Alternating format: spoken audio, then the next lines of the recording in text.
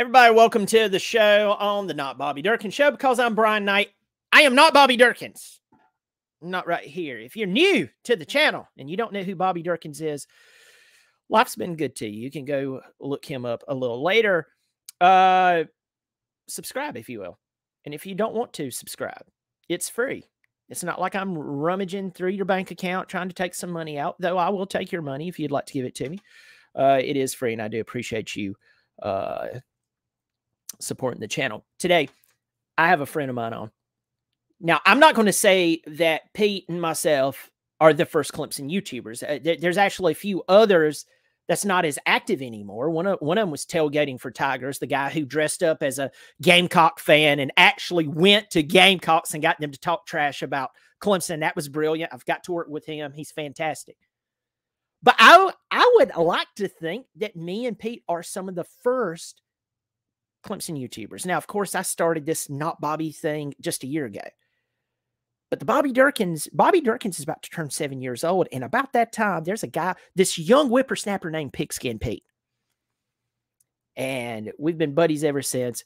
And without further ado, what's up, dude? What's up, man? How you doing? I appreciate the kind words. I don't know how young I am. I might look young, but I feel like I'm 80. You look like crap. I know. It's been, listen, I've been abusing my body for the better part of 25 years. It's all starting to catch up to me now. We last saw each other at the SO at the spring game. So I walk in there. There you are.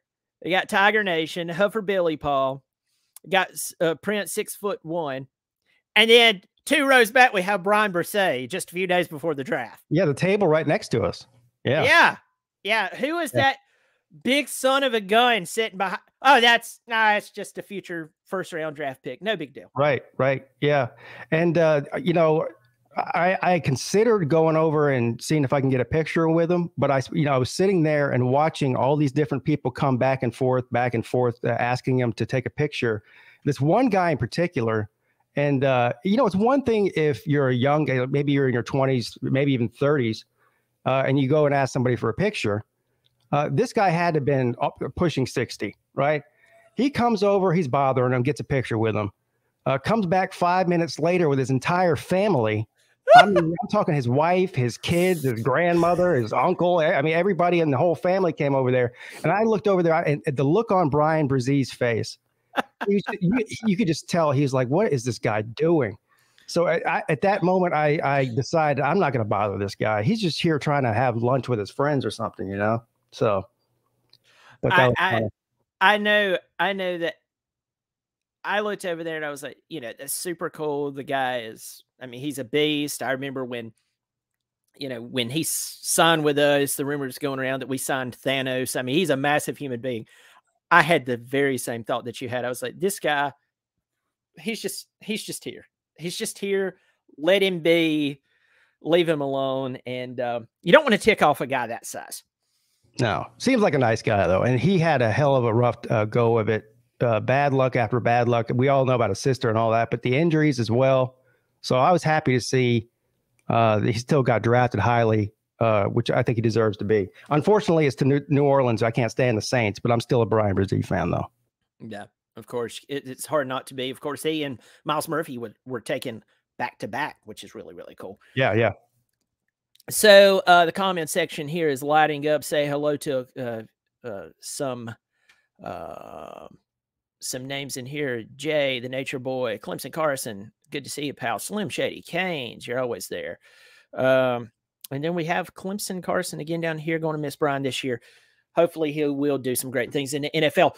So let's talk about this. I said that about 7 years ago, you and I started doing this thing. Of course, we were accused of being, and I'm going to pause there. I'm going to interrupt myself. If you normally watch my show or you normally watch the Pigskin Pete show, you know that when we get together, we can ramble a lot. I'm going to warn you, today is going to be some rambling. We're going to talk about Clemson, their hopeful return to true dominance. But we're going to do some storytelling. We're going to do some catching up. And if you're like, get to the point, just go to another channel. Just please, for the love of anything, go turn on ESPN right now. You can probably find some guys who are being paid a lot to just say the right thing. So go check them out. Today we're just going to have fun. But you and I were told we were bandwagoners because we decided to show up when Clemson started doing good. So we had that. We even had local media that was attached to Clemson. Was even told to kind of stay away from us, which to me is one of the greatest compliments you could ever have. And we've had fun doing this. So how does it feel to be 7 years in and you still have some of your hair?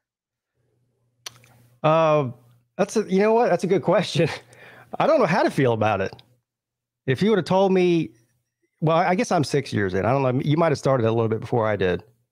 But if you would have told me that I'd still be doing this after, because I never intended to do it the way I'm doing it now. I started it as a joke. I know that's the reason you started it too, with the Bobby Durkin's character and everything. It was just sort of something to have fun and come on here and chop it up with college football fans. And it eventually just turned into something else. And it just proves how completely out of my mind that I am, that I'm still doing it. But it's been a lot of fun. I've been able to meet a lot of some of my closest friends that I met on here. I go on trips with these people annually, several times a year now, almost too many times. I've met you out several times. The guys that you just mentioned that we at the SO Club. What's his name? Tiger Nation.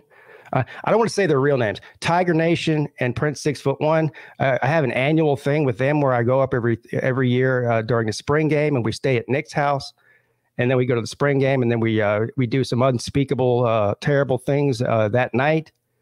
And so it's been a hell of a roller coaster ride. And as far as being called bandwagoners when we first came on here, and the whole certain Clemson affiliated media members being basically told to stay away from us and stay away from our YouTube channels, I prefer it that way because I'm trying to stay away from them too.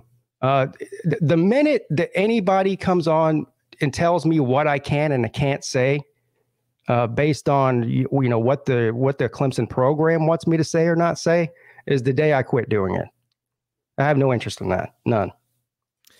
Yeah, that's one of the beauties about doing what we do on here. And I've said this over and over and over again. I don't have Clemson media credentials. And kudos to the guys who does have it. You and I both know people who we're friends with, we're friendly with, even acquaintances, who has direct access to Sweeney. With that said, that comes with walking a certain line, and it will call you. You will not have those credentials anymore if you don't say the right thing. And when someone asks, well, give me an example. Well, for the past 3 years, even including Trevor's last year, I started questioning the offensive scheme. I started questioning the ability of Tony Elliott to be able to coach. I definitely questioned the hire of Brandon Streeter. You don't do that. And I said that Dabo had lost his fire, even though I've also turned around and said Dabo Swinney is the best thing that's ever happened to Clemson, aside from the tiger paw and the color orange. So you don't do that if you have those media credentials and you want to keep them. No, you don't. I don't think I ever questioned whether Dabo lost his fire, but I certainly was very outspoken that I was not happy with the Streeter hire as soon as it happened. And it turns out I was right about that. Now, I'm not saying I'm right about everything. Believe me, ask my wife. But I was certainly right about that. Now, he did redeem himself for any doubt about Dabo's will to win or fire. I believe he redeemed himself when he fired his friend after one season as offensive coordinator and went out and made what I consider to be the best coordinator hire in the offseason with Garrett Riley. There's not really, of all the teams out there that were shopping for an offensive coordinator in the offseason, there's not a single one of them that would not have been happy with hiring Riley, and that's who Clemson got. So I'm optimistic about the season. And I'm optimistic about having Riley on staff. So let's dive into that. The offense has been anemic for the past 2 years. We've seen eligibility by great football players wasted. We've seen players who we felt like could have been developed more. I mean, it would have been different if it was one player, but when you look at Joseph Ngata, a guy who's very talented, he ended up, leaving early. He probably should have stuck around, but we never saw full maturation with him. We saw E.J. Williams, a very talented, highly recruited young wide receiver who just finally called it quits and said, I'm done, I'm transferring. He left. You have Justin Ross. Now, he did have a gruesome injury. He came back, but he never looked the same. We've had questions with the wide receiver room. I've said all of that to set you up for this. We now have this amazing coordinator, the best off-season hire in college football when it comes to coordinators. Obvious question, softball pitch. What are you looking to see specifically out of Garrett Riley? A lack of stubbornness, that this is the Clemson offense and you're going to run it the way we want it to, no matter what your skill set is. And so this is some of the pushback I get from a lot of Clemson fans, because they go, well, you know, when I started criticizing Tony Elliott for doing the same thing that Streeter did last year, it was, well, look, you know, Tony Elliott's got 2 national championship rings. And I go, fair enough. I'm not saying that Tony Elliott's not a good football coach, but DJ is not he's not the same as the 2 guys that he won those national championship rings with as a coach. He's a totally different skill set. But they continued to run the same exact offense and offensive plays that they were running with the previous 2 great quarterbacks. And it was obvious to me anyway, and I'm not even an expert. I'm just an idiot on the internet. It was obvious to me after the first season with DJ that he wasn't cut out for that scheme. And so they in my opinion, they missed a prime opportunity to tweak the offense from his first year as a starter to last year. And it looked exactly the same. They were making all the same mistakes. Now look, not all of the blame goes on Sweeney and Streeter and that offensive staff for some of the things that happened last year. I mean, DJ was just like a roller coaster. When he was on, he played great. When he was bad, he was really bad. You know, can't complete a screen pass, can't complete a 10-yard slant pass to 2 wide open receivers, you know, and not only just not completing them, but like missing them by 5 yards, which is insane. But I also think they didn't put him in the right position to be successful. And, you know, DJ said so much. Now, I give DJ credit. The entire time he was at Clemson, with all of the stuff that was coming down on him throughout the media, throughout the fan base, he never broke character. He never said anything bad about the coaching staff. He never said anything bad about Clemson. Even when he was benched a few times, he was on the sideline. He wasn't over there sulking. You know, he was cheering on whoever came in to replace him. So I believe that DJ has a lot of character. Now, after he left and went to Oregon State, and in several interviews where he's being asked about his time at Clemson, he was honest about it.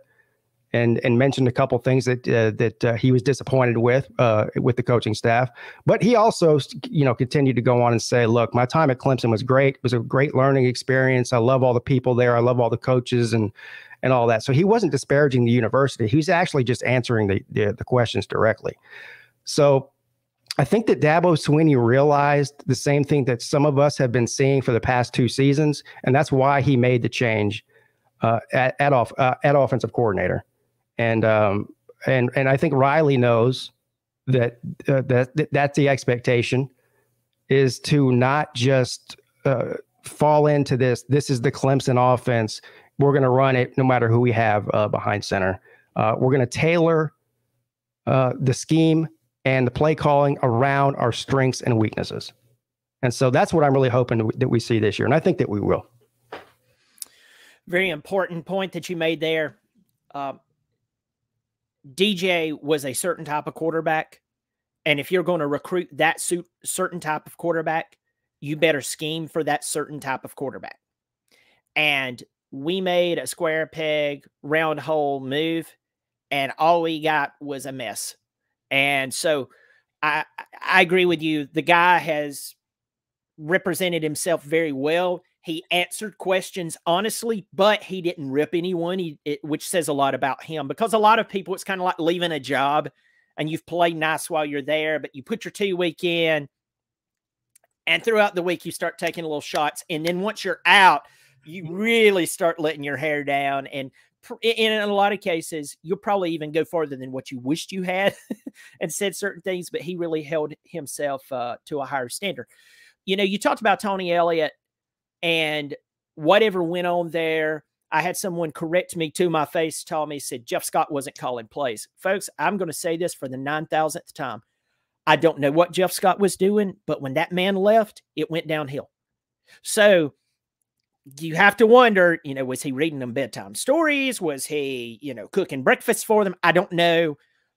You know, maybe reading How to Win Friends and Influence People, and it changed their lives. Who cares? When the man left, everything went down. Well, whenever Jeff Scott and Tony Elliott were co-offensive coordinators, who was the guy in the booth upstairs with the play sheets? That was Jeff Scott. If you remember the playoff game when I believe it was that was actually, sorry, that might have been when Tony Elliott, it was the COVID year. You remember when I think Elliott couldn't coach in the game because he tested positive or whatever, and they put Streeter up in the box. But yeah, I don't it doesn't really matter. The point is that whenever the Streeter hire happened, the idea in my mind was to have a different look. That's the reason I didn't like the hire, because I was sitting around going, at this point in the game, Clemson is in a position right now where they're still one of the best 2 or 3 or 4, definitely top 5 programs in the country, that any offensive coordinator that's up and coming, or even some ones from some other Power 5 programs, would love to have a job at Clemson to further their career, or even stay at Clemson for a while or whatever. And instead of going out and getting one of those guys, he hired somebody who is under the same tutelage of the coordinator who wasn't successful with the same guy the year before. So that, to me, it just didn't seem like the right thing to do. But again, credit to Dabo Swinney for fixing that after one season. But yeah, he nailed that. And leaning more into Garrett Riley, he has a smaller playbook. He's even said out loud, and this was one thing that I love, because we see coordinators and teams divorce this. He said, I want us to be explosive but powerful. And you see a lot of teams, they divorce those two. Well, if you play championship football, you have to be explosive at times. You have to be powerful at times. And to hear him say that, to hear that they're going to have a more condensed playbook, I think that's going to work in Cade Klubnik's favor a lot. And so what are you seeing with Cade? What is your hopes for Cade? I mean, obviously, well, I want him to come out and play, but what are you looking for with Cade? Starting off in Durham, which is a very weird game, but it's actually more competitive than what you would think. Well, first of all, I have high expectations for Cade Klubnik. I mean, I know it's high school football, and people will thumb their nose at high school football, but didn't the guy win 3 straight Texas national championships? I think he was undefeated as a starter in high school, which not even Trevor Lawrence can say that. Certainly Deshaun Watson can't. And I think that last year, him being around what was going on with DJ and all of that, being there when things aren't always just the best and everything's rosy, I think that's a great learning experience for a young guy like him. Look, he's got all the physical tools, right? I mean, is he 6'4", 6'5" like Trevor Lawrence? No. Is he going to be the pure athlete that Deshaun Watson was? No. But he's got the best of both of those strengths, I think. And it seems to me as if he has a good head on his shoulders. He's certainly not a dummy, and he's a winner. So I have high expectations for him. But look, I mean, it's not, you never know just because of the star rating of somebody how they're going to come in there and perform. But I think he has the right attitude. I think he has a good head on his shoulders. And I think now, more importantly, he has a quarterback coach and an offensive coordinator that can get the most potential out of him. I hope that they don't put him in a situation. I said this last night on my call-in show. I said the last thing that they need to do, especially early in the season, going into Duke, which most of the time, most years, you would consider this to be a throwaway game that Clemson should be, beat them by 40. But a lot of people in the national media and so-called experts or whatever are saying that this is a possible upset for Clemson. I don't think so, but I don't think that they need to in the first half of the season. Certainly the first 3 games, right? Because we know we got Florida State week 4. They don't need Cade Klubnik to go out there and be the hero, right? There's a lot of other strengths on the football team. We know we can run the ball effectively. We got 2 elite backs. We got, one of the best, 1-2 punches in the backfield on all college football, and the front 7, the defensive line, and the linebacker core. And we talk about the secondary if you want to. That's always sort of like a hit or miss situation with Clemson lately. But I'm actually pretty optimistic about the secondary this year too. But just rely on the defense to do their job, control the clock running the football, and don't make Cade Klubnik go out there and throw the ball 50 and 60 times and try to be the hero. And they'll be just fine. And hopefully by week 4, which is when the real football starts, in my opinion, Cade will have his confidence about him. He'll be a little bit more comfortable in the spotlight, and we can take care of business against the Seminoles at home. Yeah, Cade has the tools around him to get his feet under him. And every time we saw him last year, he was thrown into a situation that he was having to save the day while being probably one of the most ill-prepared quarterbacks that we've seen recently. Let me define what I mean there. So Taj Boyd sat behind Kyle Parker, and then had to come in. Deshaun Watson sat behind Cole Stout and didn't come in immediately. Trevor Lawrence sat behind Kelly Bryant and didn't immediately come in. We get to DJ, he sat behind Trevor. And these players, on top of that, were being worked into the system. So you would see them. Cade Klubnik, they would bring him out every now and again, but because of the poor offensive production, they were not bringing him out as much. And then they threw him into the Syracuse game, which, by the way, everyone, he came in and saved the day, won that game. We could have lost that game to Syracuse. He was thrown into the fire against North Carolina. We saw what he did. I feel sorry for him with Tennessee. Had he had better play calling, I mean, it was 21-14 in the fourth quarter at one time. So this guy has the ability, but to allow him to get his footing, we really don't have to show our playbook at Duke. But I do think it's a tougher game. I don't believe it's an upset. They are a lot better than what they have been. But the real football does start with Florida State. Let's get the guy comfortable. Yeah, absolutely. And I don't think Duke's a bad football team. And they obviously have a very good quarterback. And I think they have a very good head coach and all of that. But the comparison between the talent on Duke's football team and Clemson as a whole, because people just like to focus on quarterbacks. I get it. I mean, it's the most popular position in football, but Duke should have no business competing with Clemson. They just shouldn't. And so, again, as long as they don't, like I said, they don't need to go out there and do anything crazy. They just need to play smash mouth football against Duke and win on the defensive side of the ball. And the offense just doesn't need to F up, basically. You just censored yourself. I did, because I wouldn't do that to you, Bobby. If it were my channel, I would have said it. I know. Hey, you did it. Thank you. Keeping it family friendly on here. Everybody, I'm going to pause here. My good friend Pigskin Pete, longtime Clemson fan, YouTuber, and friend, is on the show. Look, go check. If you don't know him, I like all of you do, but if there's like one or two of you who doesn't know him, go to his channel, subscribe, tell him not Bobby or Bobby sent you. It doesn't matter. And Go check him out. He's doing amazing things over there, and he does some really good content. He's very entertaining. What is the scariest part of this season that is staring you in the eyes? Like, legitimately, I mean, if it is something that everybody is worried about, okay. But like maybe even something that maybe only you're watching and nobody else has mentioned. It doesn't matter. Depth on the offensive line, and injury at wide receiver.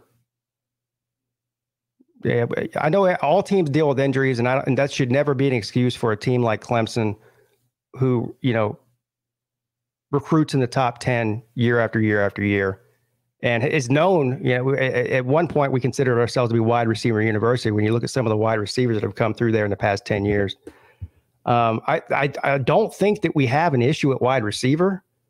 We have an issue. We've had an issue with wide receivers staying healthy, and the depth is just not there. So, but I'm looking for big things for both Antonio Williams, Adam Randall, Bo Collins, and I'm glad you brought this up. We have the missing link in the Clemson offense has been the tight end position ever since Jordan Leggett in 2016. And I think we got a guy now. I'm not saying he's Jordan Leggett. We'll see. But we have a legitimate pass threat at that position with Jake Brenningstool. And one of the things that really kind of got under my skin whenever Streeter got hired last year as offensive coordinator is he was saying that was one of the things he said at this time last year during fall practice is that we're going to get the tight ends more involved. They're going to be an integral part of this offense. And to his credit, I guess maybe they did involve Brenningstool a little bit more than they had in the previous 2 years before that, but still not near enough. Whenever they threw him the ball, he caught it. In my opinion, they didn't give him the ball enough. And I think that Garrett Riley is going to utilize the tight. I think he's going to utilize the entire field, including the running backs. And while we're on this subject about underutilizing certain players, Phil Maffa, you might have heard of him. Look, Will Shipley, great player. I understand. Will Shipley should be getting 18 to 20 carries a game. Phil Maffa, the idea that Phil Maffa only touches the ball 6 or 7 times in an average, especially if it's in a contested game, is just asinine to me.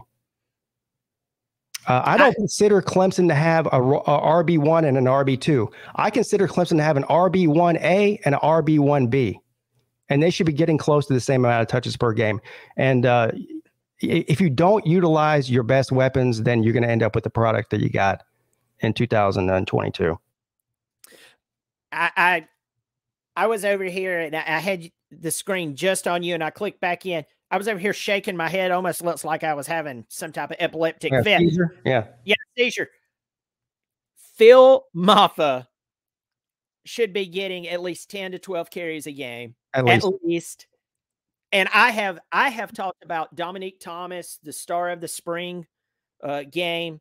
Of course, you have Keith Adams Jr., who he's fourth and he could play at a lot of different places in the country.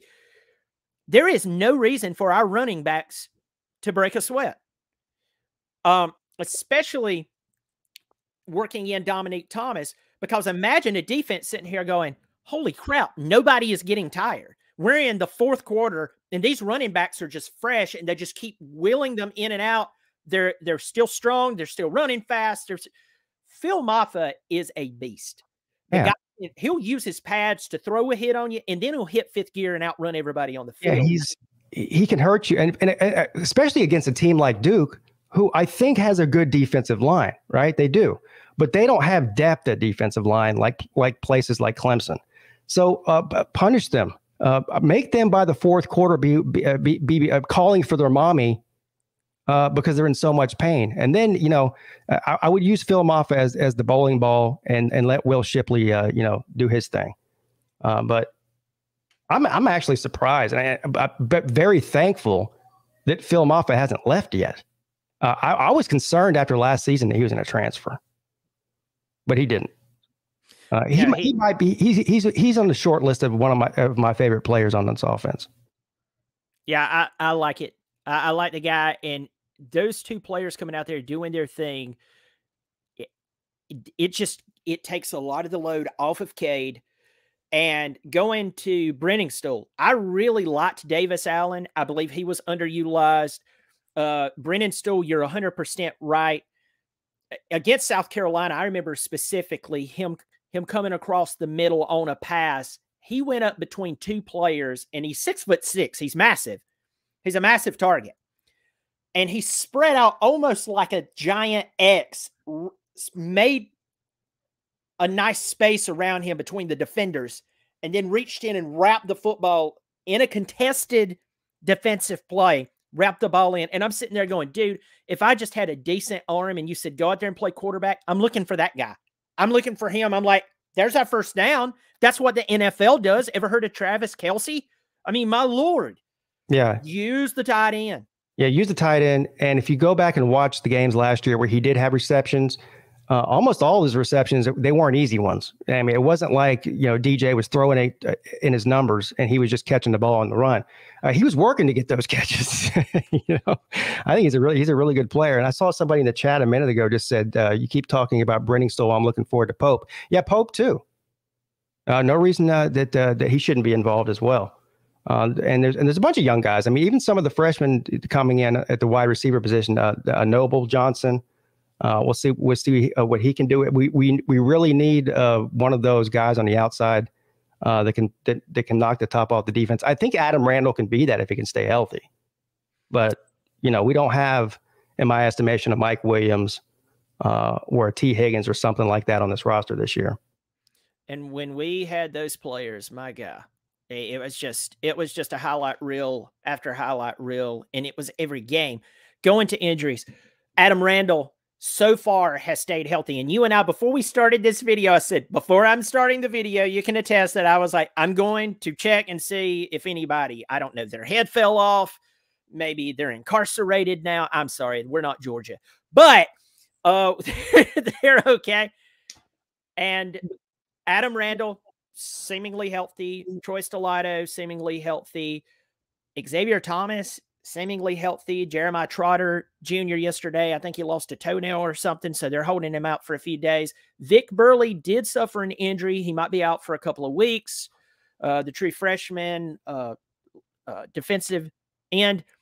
But overall, so far, knock on wood, we're healthy.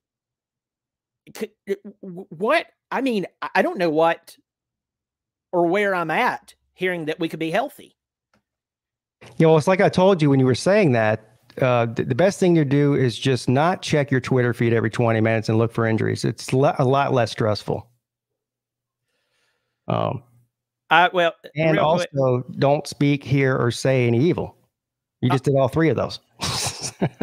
Yeah. Jay Shops just said that Bobby looks like he used to work at Toys R Us. Maybe I did. I've got the comb over now. Did you used to be the guy they put in that giraffe costume to walk around the store and, let the kids throw up on me? Yeah. Yeah. No, I wouldn't. No, I wouldn't. They wouldn't let me out there. I was the buggy guy. It was just go get the buggy. We don't trust you with anything. No, going to the offensive line. I have been a critic of the offensive line. A lot of people has been the critic of the offensive line. I have out of place said that the offensive line, that we were not recruiting the best offensive linemen that we could get our hands on. If you go back and you look at the recruiting cycle that Will Shipley was brought in, Will Shipley was the second top player that we recruited in that recruiting cycle. Do you know who was the overall #1 player in that recruiting cycle? Tristan Lee out of Fairfax. He was a 5-star offensive lineman. Now he's going to get his shake at it this year. We got Walker Parks. He was a 4-star. You have Linthicum sitting on the bench, who's probably going to get some more playing time. He was a high 4-star, maybe even low 5-star. So I'm having to back up my own comments and say, maybe this was a development issue, or maybe they were yet again another victim of the lackadaisical offensive approach over the past few years. And I would not be shocked to see if they benefit from this new offense. What are you hearing on your end from some of your sources, some of the people you've talked to about the offensive line? What do you think about that argument that I just made, that maybe the offense was just, the scheme was so terrible, defenses were pinning their ears back going, we know what's coming, we'll just go right after them with no fear? What do you think about that? Well, yeah. Well, first of all, I agree with that. First of all, they were a lot better last year than they were the year before. You remember the year before? They were playing musical chairs on the offensive line. You had guys some guy would start at center this week who had never played center before his entire life, and they were just moving guys around because they didn't have enough guys to fill the positions. They played a little bit better last year, but this, again, it's like you just said, this goes all back to the scheme and the play calling that was happening under Brandon Streeter. The offensive linemen are going to be much more comfortable, especially if they're not used to playing that position for some reason, in run blocking than they are pass blocking. And they just didn't run the football enough. They didn't give either Maffa or Shipley enough carries, in my opinion. And we can go back even further than that, even with Tony Elliott, and some crazy situations in big time games where they couldn't stop the run, and all of a sudden they just abandoned the run in the fourth quarter, which is just absolutely mind blowing. My concern is not talent on offensive line necessarily; it's depth, because that's what we saw in 2021. It wasn't a talent issue. It was once you got 1, 2, 3 injuries, then they were really just sort of like makeshifting their offensive line on a weekly basis. So some of the young guys that come in, hopefully that they pan out to be what they're supposed to be, and they might get a lot of playing time as true freshmen. The subject you just brought up to me was the moment that I knew that something wasn't right with Elliott. Now, I want to go ahead and give a public service announcement about Tony Elliott. I have no personal hard feelings against him. The guy's been successful. He does have 2 championship rings. He's made a ton of money. So he could look at me and go, who are you? Well, I'm a guy who works remote, and I have some time to do a video with a friend in my office. That's who I am. You are the OC and now head coach. But let's go back to, you are the OC, and you said that you forsook the run with Travis Etienne. Who did you need at running back? Barry Sanders? Walter Payton? And I'll go ahead and tell you this, folks, that if you changed their name and gave Walter Payton or Barry Sanders to Tony Elliott during that time, he wouldn't have ran them either. So I want to make it very clear that that is where I started, the alarm started going off with this guy, whether it was he had really good talent to work with. So, he didn't have to be the best X's and O's guys. So he got a lot of credit for it. Who could blame them? But when you start playing in high-level football games, you're going up against high-level defensive coordinators, most likely, with high-level talent. And guess what they're going to do? They're going to start scheming for you. So if you're not as good as everybody thinks you are, it's going to get exposed over time. It may not happen in a season or two, but it will happen. And that's what I saw with Elliott. I saw predictability. With Brandon Streeter, everybody knew the plays that were coming. And so I believe that along the offensive line, I agree with you, stopping with the musical chairs, people knowing what they're doing, hopefully we can stay healthy. We could see a more punishing offensive line, and I believe Garrett Riley will probably take care of them early on just to get their footing and call some plays to their favor, and work them in so that when they play Florida State, they'll be more ready. Yeah, I think the key comes down to running the football. I really do. And if you can do that successfully, which we all believe that they can, that opens up everything else. And it seems like things have just been backwards the past couple of years. They've been really pass happy when they didn't even need to be. I feel like they're almost sort of trying to fit a square peg in a round hole with DJ, and it just didn't work. So they press the reset button. They go get a new coordinator, get some fresh eyes on the offense. You mentioned, I meant to bring this up too. You mentioned at the top of the show about, Riley emphasizing that he's going to simplify this offense. Well, the story is that his first day on campus there in the office, He went in there, came into the meeting room, slapped the book down on the desk, which was, this tall, and took about half of it and threw it in the trash. Really? Yeah. And Dabo always said, he even admitted, he said, yeah, that we got too crazy with the playbook. We had so many plays that we were forcing ourselves to practice plays that we were never going to use and never did use during the season, which is just taking mental power away from the players. And things just got way too confusing because what they were doing over, this is what happens when you have the same head coach and the same coaches on staff for as long as most teams don't have coordinators that stick around as long as these guys have, is you keep adding plays year by year, but you're not getting rid of any other plays. So before you know it, the playbook is completely out of control. And with the practice times and the short season of college football compared to professional sports and the restrictions on all that, there's no possible way that these guys can memorize 8,000 offensive plays and expect you to operate efficiently doing that. So that just shows me right there that Garrett Riley's head is in the right place. And that's exactly why what should have happened last year, and of course, hindsight's 2020, but I am on record on YouTube, on the internet, saying this before it happened. This is why every once in a while you have to go outside of your comfort zone, outside of the program, to bring somebody in who's got a fresh pair of eyeballs and fresh ideas, so that you don't get stuck in this monotony and doing the same mistakes over and over again. I agree with that 100%, because the idea is great to have someone who knows your style in the program. But when it starts getting bad like it really did, I mean, it got terrible. And you made a great point just a second ago. You hired the guy who was studying under the guy. Right. You're just like, oh, God. Here's a great example, too, on simplicity. I'm a big Andy Griffith fan, and I watch the Andy Griffith show all the time. And for anybody who is on here who's watched Andy Griffith show, you'll probably remember this. This episode was about where a local small town wanted to hire Barney Fife to be their sheriff. And so Andy told him, I just don't think you're ready. We all know that Barney would have been fired a long time ago if Andy hadn't been his friend. So Opie gives him the idea. He's like, Dad, why can't he be the sheriff for a day? And so Andy did it. So he turned him to the sheriff for the day, let him run things. Andy goes out to go see someone, go do something. He comes back and there's 2 farmers in jail.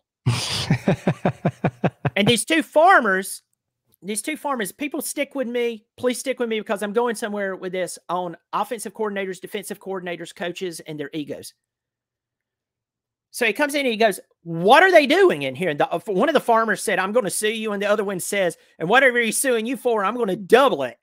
And so Andy goes, wait a second. And Barney has this big, thick book out. And he goes, Ange, I don't know what we're going to do here. This might go all the way to the Supreme Court. And he starts reading about this case here. And Andy goes, what is it? Well, one farmer built a fence along the property line, and it was keeping his chickens from getting sunlight.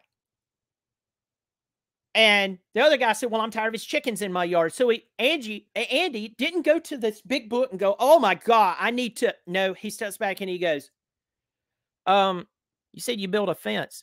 How about you put up chicken wire as the fence? It'll keep the chickens out of his yard, and he'll still get the sunlight, and you'll get your sunlight and all this bunch of stuff. Does that work? And they go, wow. And they walk out and they make fun of Barney on the way out. Of course, Barney gets his butt in a wad and he leaves and gets all upset. Here's the point of the story. There are offensive coordinators and defensive coordinators that if they sat down with you and I right now, they would pull out that big, massive book and they would tell us, you can't even comprehend what's in here. But they're the very same person that on 4th down and a half an inch at the goal line, they go shotgun formation when they have Phil Maffa lined up behind them. Yeah. They mess it up every time. It's not that difficult a lot of times to make the right call. My son, as everybody knows, unfortunately, my oldest son is a Gamecock fan. So we went to the Clemson Carolina game. You remember we were running the ball like crazy. He turns, he looks at me at the end when South Carolina, they beat us. He looked at me, he goes, "Why did y'all stop running the ball?" I said, "You need to go up, you need to go find the offensive coordinator and ask him that question." Why? It was simple. And so just because you have this really thick playbook and because it's like you're scheming like you're Rain Man or something, that doesn't mean you're brilliant. If the end result is trash, it's trash. Yeah, they were outthinking themselves. Yeah. Yeah. Yep. And that's why I like the message by Riley. Somebody a minute ago just said, Steele Gamble said Jeff Scott and Morris in a joint effort would be pretty awesome. Well, so we know Morris is back on staff and I think as an analyst, whatever that means. I guess I don't know if that means he's sitting in a closet somewhere watching film or something. But you know, there's if you really look at it, I do find some similarities between what Dabo did this offseason, going out and getting Riley, as whenever he went out and got Morris. These guys, you can think whatever you want to about Chad Morris. I understand he's got a history after he left Clemson, and it wasn't a great one. Right? He went to SMU, had some success there. Then, of course, went to Arkansas, and you know that was a complete dumpster fire. Then he went back to Texas to coach high school football, and here he is back at Clemson. But the bottom line is, these were creative play callers. If there's one word that you could use to describe Clemson's offense over the past 3 seasons, creative is the last thing on that list. Predictable, more like it. Right? Creative is the last word. So, and I think that Riley is definitely a creative play caller, and that's what Morris was. So, kudos to Dabo for that. Now, I have the tinfoil hat theory that Dabo doesn't expect Garrett Riley to be at Clemson for very long, maybe 2 seasons at the most, before he moves on to a head coaching job somewhere. If he has any sort of success at Clemson, I think he's going to be getting a lot of offers from around the country at a head coaching position. And maybe that Morris is the guy he wants to bring back. I don't know. But it does seem plausible. Yeah, it's not out of the realm of possibility that would happen. So let's look at the secondary, the defense too. I mean, just overall, here's the defense. You lose Brisset, you lose Murphy, you lose Trenton Simpson. So you think, oh man, this is going to be like a major. No, not really at all. I mean, the team is just, I mean, Rook, I always get tongue-tied. I met the guy. He was a very nice guy. Davis coming back could have went to the NFL. Oro coming back could have went to the NFL. Maskell coming back could have went to the NFL. I know I'm missing somebody on that defensive line. You named a ton of them, and that's the thing. You get lost. There's so many good football players now. Yeah. Now they have an offense that we believe is going to produce for them. So what do you think that we'll see on the defensive side, that now that they can look and say, hold on, we're scoring points and we don't have to be perfect every game? What do you think that that's doing to their psyche and what we could see, especially out of the secondary? Yeah. So look, obviously last year, 2 new coordinators, right? But people were more concerned about the offensive coordinator hire than they were the Wes Goodwin hire replacing Brent Venables, even though Brent Venables is an all-time great. You know, possibly he was the best defensive coordinator, if not the best, one of the top 3 best defensive coordinators in the country whenever he took the Oklahoma job and his entire time at Clemson. But look, I don't know what you get. You can't ask a defensive football team to stay on the field 70% of a game every week and expect them to be productive. And that just goes because Clemson couldn't get a first down. You know, they weren't moving the ball effectively. And so that came back to bite him in the end. The depth on Clemson this year is probably the most depth we've had, certainly in the front 7 in several years, and a lot of experience. You mentioned Simpson going off, and you know that's a big loss of the linebacker core. I still believe we have one of the top linebacker duos, the starters anyway, with Barrett Carter and Trotter, and there's a couple of other good guys on there too. And the secondary is also more experienced this year than it has been in the past couple of years. Two of my favorite players on the defense, because people tend to just focus on defensive line because Clemson's just been elite at defensive line for a good clip now.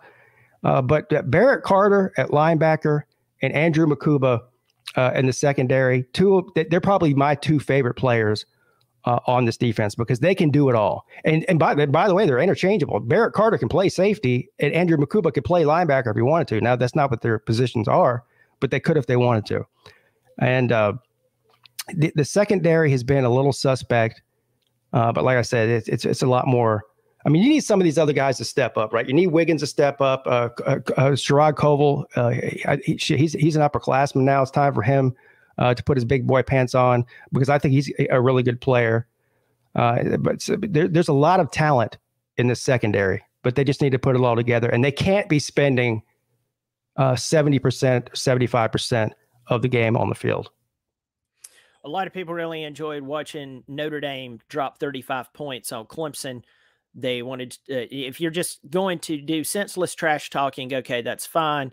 But if you're wanting to trash talk Clemson's defense from an actual legitimate standpoint, you know absolutely nothing about football because Clemson's offense put Clemson's defense in the worst possible position other than snapping the ball and hand tossing it to a defensive lineman for them to run it in for a touchdown, which they basically did on one particular play. But when you think about that, Clemson's defense, I think that you're going to see better play out of them just because they don't have so much pressure to be perfect.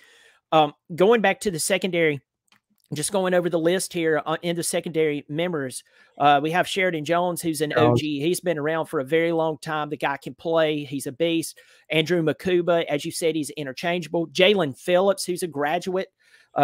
He's free safety. Nate Wiggins. I really like Nate Wiggins because last year he had a terrible game against Wake Forest. And instead of entering the transfer portal for some unknown reason, he came out there, played like a man, act like a man, and ended up finishing with a great season. Yeah, and the second half of the season, he was lights out. Oh, you didn't want to go against him. We have R.J. Mickens, the guy who had the game-saving interception against Syracuse this past year. He's a senior. Then you have guys like Jaden Lucas, the five-star out of Greenville, South Carolina. You have Toriano Pride. You have the freshman Khalil Barnes, who I believe he had, a pick six in the spring game. He did. These guys who are coming in, Jamal Anderson, of course, he's a freshman. He's playing linebacker. These guys can play football. And heck, AJ Terrell's brother is a freshman on the team. Yeah. So I think we're going to see some good things out of the defense, but I hope that the offense this year, and I believe they will, is going to help the defense a whole lot more just by giving them some rest and giving them some points to work with. Yeah, they did. Not just the players, but I mean, having a first-year defensive coordinator, first-time defensive coordinator, not just first year. He got put in a precarious situation as well. And I think that might have ended up being good for Wes Goodwin to go through that adversity with his first year, because otherwise it would have been the whole, oh, well, he just took over Brent Venables' defense. You know, he didn't really have to do anything. You know how that goes. So he had some adversity. And I think that in the long run will be good for him as a coach. Wes Goodwin has proved himself over and over to me, and the guy, even his demeanor during his first interview, where he was talking to the media for the first time since he had accepted the job, you could just tell he had that calm demeanor. It was Brandon Streeter, and I think I said this to you, and you can definitely go on YouTube and folks, you can see where I said this a long time ago. I said, I don't feel good after that interview because Streeter sounded like a yes man who got hired. And it was the talking points of Dabo Swinney regurgitated from top to bottom with the perfect tone, the perfect stance. And you could tell Wes Goodwin, he's like, guys, I'm talking to y'all, and I know I need to talk to y'all. I have a bowl game to get prepared for. And right now I'm just focusing on just trying to keep excellence here. Two different personas.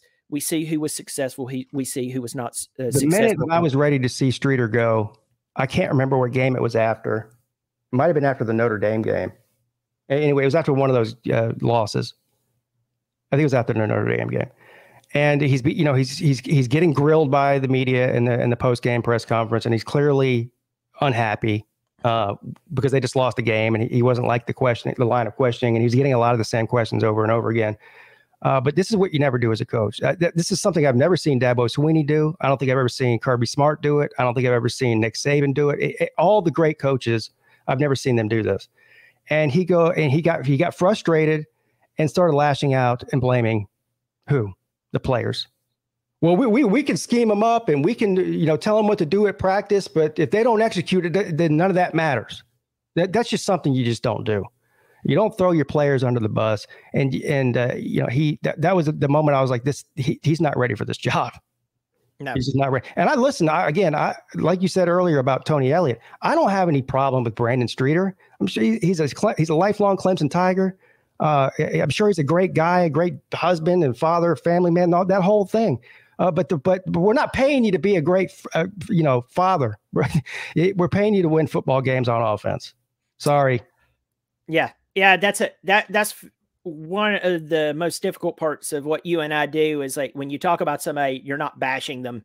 No, as an individual, but if you're a family member and you hear it, it's like, holy crap, these two guys are being monsters and they're ripping them. It's like, I'm just sorry. The offense, my 7-year-old could call that offense, and don't tell me why you're doing it. You're just not getting results. I could care less why you're doing it. You're not getting results, so try something different. But Pigskin, we're starting to come towards the end of the show. Thanks for coming on, everybody. Go to Pigskin Pete's channel.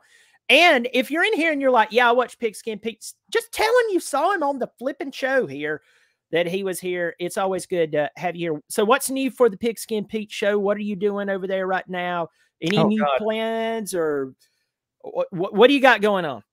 Yeah, well, I mean, with the season about to start, for even during the off season, I do a million live shows a week, but yeah, lots of new stuff going on. I'll still be doing my live shows every week. I got 6 or 7 of them, plus multiple game streams every Saturday and sometimes even Thursday during the football season. I'll be revamping up my weekly segment, uploaded videos of State of the Fan address for Clemson every Sunday following the Saturday games. I probably have a new series. I don't know what day I'm going to be doing it on, called For Pete's Sake. And you could just use your imagination on that. That probably is going to be one where I get mad on a weekly basis, which a lot of people like to see me get mad for some reason, even though I don't like getting mad. So yeah, a lot going on. It's a lot. We have a lot of fun over there, and I'm looking forward to the season. It can't get here soon enough. Well, everybody go over there and see Pigskin Pete. Pete, in closing thoughts here, I think that we need to see how many more people dislike us in the Clemson community. That would be fun. Yeah. I don't tend to focus on people who don't like me. I tend to focus on the ones that do. I focus on the ones who do like me, but I like to laugh at the ones who don't. Yeah. Especially when they believe Bobby Durkins is real. Yes. I love that. Yes, it's fun. It's fun. Well, hey, we're just a few weeks away from the Duke game. It's a weird game. Yeah. We need to take it seriously. But Florida State has to show their playbook the day before when they play LSU. College football is a week and a half away. So yeah. Well, if you look at week 0, it's only about 9 days away. Exactly. 9 days. Exactly. Well, folks, go see Pigskin Pete. Dude, thanks for coming on the show, and yes, we'll be catching up with each other during the season, maybe even catch a game together. Absolutely. Had a great time. Thanks for having me. See you later, everybody. Take care. Folks, that's the man, the myth, the legend, Pigskin Pete. Go check him out. As I've said ad nauseum, but still, please go check him out. We will have some more videos coming up very soon, very soon. Myself going over Clemson's preseason. I will be doing a preview of the Duke Clemson game. I don't believe they're going to get upset, but Clemson's going to have to play and do their thing. Folks, thanks for joining us. I'll catch you next time. Have a good evening, and as always, go Tigers.